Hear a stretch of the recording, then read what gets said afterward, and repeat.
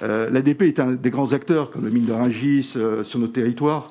Et il y avait quand même des inquiétudes sur la plateforme aéroportuaire. On a tous noté et entendu hier ou avant-hier le gouvernement qui encore soutenait la compagnie Air France, et c'est très bien, c'est une très bonne chose, qui était un des acteurs importants de l'ADP. Mais en échange, en contrepartie, il devait laisser des faisceaux aéroportuaires derrière. Mais on a besoin pour les acteurs économiques d'avoir cet aéroport. Pourquoi ? Parce que de Saclay jusqu'à l'Essonne, dans le Val-de-Marne, d'aller monter à Roissy pour faire un vol à Vienne, à Berlin, etc., c'est un non-sens, d'accord ? Donc il faut le privilégier. Et j'ai un peu peur que, vu la crise, un des grands secteurs qui risque de trinquer et qui va peser très très lourd dans notre économie, y compris locale, ça va être la zone d'Orly. Vous, parlementaires, vous êtes sensibles là-dessus. On vous a convié il n'y a pas très longtemps à une grande conférence avec tous les acteurs, les industriels, avec l'ADP, sur l'avenir de ces aéroports, parce que ça aura des conséquences derrière. J'avais appris il n'y a pas très longtemps, je crois que c'est Alain qui me le disait, par exemple, pour alimenter le Rungis, il y a du fret, ça passe par Roissy, non par Orly. Alors, on ne va pas trouver de solution maintenant, mais qu'on y réfléchisse parce que ça a un impact sur beaucoup d'entreprises, y compris des TPE-PME qui travaillent autour de ce site. Non, mais j'en ai pleinement conscience, c'est une des priorités pour le Val-de-Marne pour les prochaines années.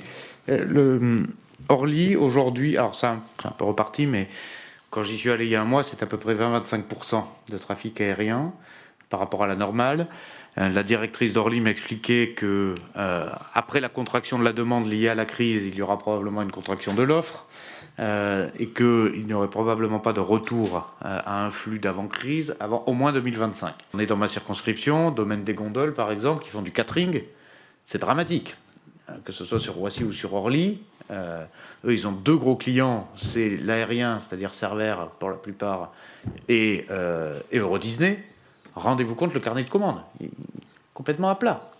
Donc c'est des grosses PME, c'est des ETI, il faut les tenir à bout de bras pendant des années. Ça va être extrêmement complexe, mais il faut absolument qu'on y arrive. Et donc je suis très soucieux des problématiques aéroportuaires. Il ne faut pas se mentir, tout le monde n'aide pas au développement du pôle économique d'Orly. Il y en a aussi qui veulent plutôt le réduire, l'atrophier, voire le délocaliser. Donc c'est un vrai combat politique. Au-delà de ça, tu l'as très bien dit sur le fret, par exemple, on a des aberrations économiques aujourd'hui. Il faut utiliser la sortie de crise pour réparer un certain nombre d'aberrations économiques. Alors Alain connaît beaucoup mieux que moi le sujet de Rungis, mais il y a un certain nombre d'aberrations économiques et écologiques de fait à réparer au lendemain de la crise aussi. Et ton exemple entre Rungis et Roissy en est un bon.